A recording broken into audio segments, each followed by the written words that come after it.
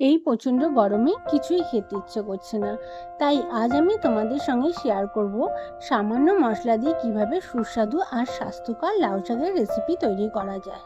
নমস্কার বন্ধুরা, আমি মৌ, আর মৌ কিচেনে তোমাদের সবাইকে স্বাগত জানাই। এই রান্নাটি করার জন্য প্রথমে আমি একটি কাচের বাটি নিয়ে নিয়েছি এবং তাতে নিয়ে নেব বেসন। আমি এখানে 100 গ্রাম বেসন নিয়েছি। তারপর বেসনের মধ্যে দিয়ে দেবো কালো জিরে, আর রঙের জন্য দিয়ে দেবো হলুদ পাউডার, আর দিয়ে দেবো স্বাদ মতন লবণ, আর দিয়ে দেবো কাঁচা লঙ্কা কুচি, আর দেব খাবার সোডা। এবার সামান্য সামান্য করে জল দিয়ে আমি একটা স্মুথ ব্যাটার তৈরি করব।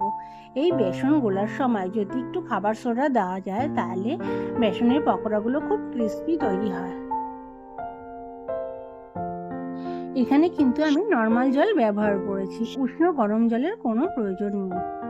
ব্যাটারটা আমি 10-15 মিনিট ধরে ভালো করে রেডি করে নিয়েছি, আর খেয়াল রাখতে হবে ব্যাটারটা যেন একটু পাতলা না হয়। এবার বেসনের ফুলুরি বানানোর জন্য গ্যাসের ওপর একটা কড়াই বসিয়ে দেবো, আর তার মধ্যে দিয়ে দেবো সাদা তেল। এবার ওই ব্যাটার থেকে কিছুটা ব্যাটার নিয়ে ফুলুরির আকারে একটা একটা করে ওই তেলে ছেড়ে দেবো। এই সময় গ্যাসের ফ্লেমটা কিন্তু একদম লোতে রাখতে হবে, নাহলে বড়াগুলো ওপর দিয়ে পুড়ে যাবে আর ভেতরটা কাঁচা থাকবে। ফুলুরি ভাজার সময় কড়াইতে একটু বেশি পরিমাণেই তেল দেওয়া দরকার। কম তেলে ফুলুরিগুলো করলে ফুলুরিগুলো কিন্তু ভালোভাবে ফুলবে না। একে একে ফুলুরিগুলো তেলের মধ্যে দিয়ে এপিট ওপিট করে ভালো করে লালচে করে ভেজে নিতে হবে।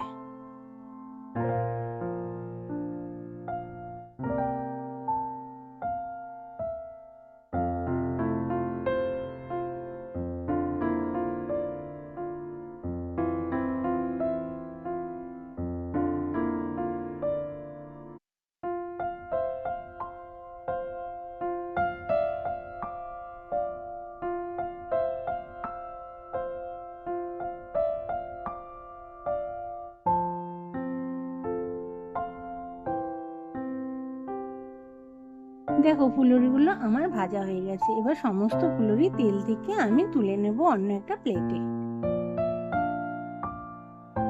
এবার কড়াইয়ে তেল কমিয়ে তাতে দিয়ে দেবো কালো জিরে, আর দিয়ে দেবো কয়েকটি চেরা কাঁচা লঙ্কা, দিয়ে দেবো লম্বা লম্বা করে কেটে রাখা আলুর টুকরোগুলো। এবার দিয়ে দেবো লম্বা লম্বা করে কেটে রাখা কুমড়ো, আর লম্বা লম্বা করে কেটে রাখা বেগুনের টুকরোগুলো। এবার দিয়ে দেবো স্বাদ মতন লবণ, আর রঙের জন্য দিয়ে দেবো হলুদ গুঁড়ো। এবার মিনিট 5 ধরে সমস্ত সবজি ভালো করে ভেজে নেব। এবার দিয়ে দেবো আগের থেকে ধুয়ে কেটে রাখা লাউ শাকগুলো।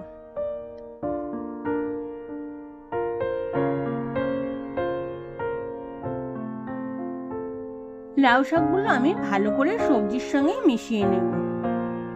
এবার দিয়ে দেবো পরিমাণ মতন জল। জলটা দিয়ে সবজিটা আমি খুব ভালো করে নাড়িয়ে চাড়িয়ে মিশিয়ে নেব।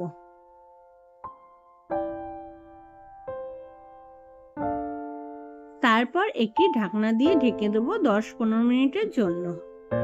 10-15 মিনিট বাদে ঢাকনাটা তুলে আবারও সবজিগুলো ভালো করে মিশিয়ে নেব।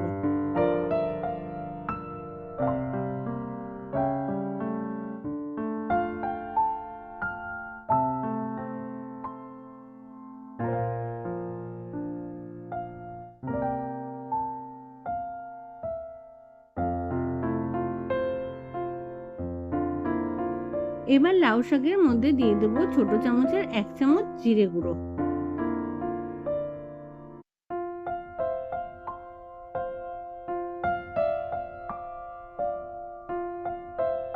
এবার জিরে গুঁড়োটা ভালো করে মিশিয়ে তাতে দিয়ে দেবে একটু বেশি পরিমাণে জল। জল দিয়ে আবারও ঢাকনা আটকিয়ে 10 মিনিট রান্না হতে দেব। 10 মিনিট বাদে আমি আবারও ঢাকনাটা তুলে দেখে নেব।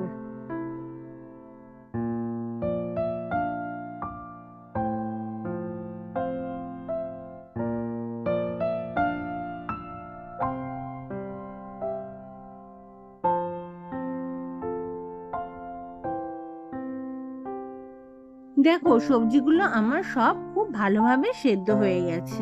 আমি যেহেতু এই সবজির মধ্যে বেসনের ফুলুরিগুলো দেব, তাই জলের পরিমাণ একটু বেশি করেই দিয়েছি, কারণ বেসনের ফুলুরি অনেক পরিমাণে জল টেনে নেয়। এবার দিয়ে দেবো আমি স্বাদ মতন চিনি। চিনিটা আমি সবজির সঙ্গে খুব ভালোভাবে মিশিয়ে নেব। তরকারিতে যেহেতু আমার একটু নুনের পরিমাণ কম হয়েছিল, তাই আমি আর একটুখানি নুন দিয়ে দিলাম।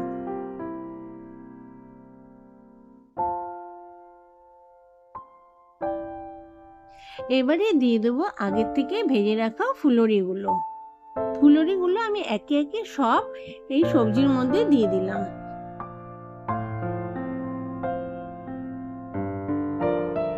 ফুলুরিগুলো ঝোলের মধ্যে দিয়ে আমি আবারও ঢাকনা দিয়ে 5 মিনিট ভালো করে রান্না করে নেব, যাতে ফুলুরির মধ্যে ভালোভাবে ঝোলটা ঢুকে যায়। এই রেসিপিটা অবশ্যই তোমরা বাড়িতে একবার ট্রাই করো। এটা গরম ভাতের সঙ্গে খেতে দুর্দান্ত লাগে। তোমরা যারা আমার চ্যানেলের পুরনো বন্ধু, তাদের জানাই অসংখ্য ধন্যবাদ। আর আমার চ্যানেলের নতুন বন্ধুদের কাছে অনুরোধ রইল, আমার এই রেসিপিটা যদি তোমাদের ভালো লাগে তাহলে অবশ্যই আমার চ্যানেলটাকে সাবস্ক্রাইব করে নোটিফিকেশন বেলটা অন করে দেওয়ার জন্য।